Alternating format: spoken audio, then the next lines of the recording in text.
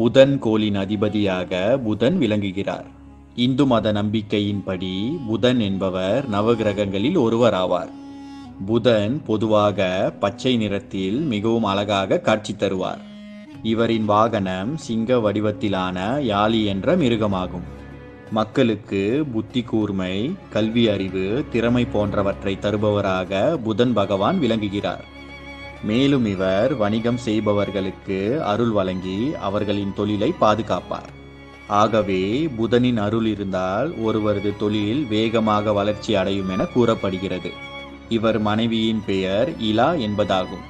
புதன் கிரகத்தின் பிறப்பை பற்றி விஷ்ணு புராணத்தில் கூறப்பட்டுள்ளது. புதனின் தந்தையாக சந்திரனும் தாயாக தாரையும் கருதப்படுகின்றனர். சந்திரதேவன் சிவபெருமானை நோக்கி தவமிருந்து அவர் அருளால் கிரகம் என்ற அந்தஸ்தை பெற்றார். சந்திரனின் அழகை கண்ட பிரம்மதேவன்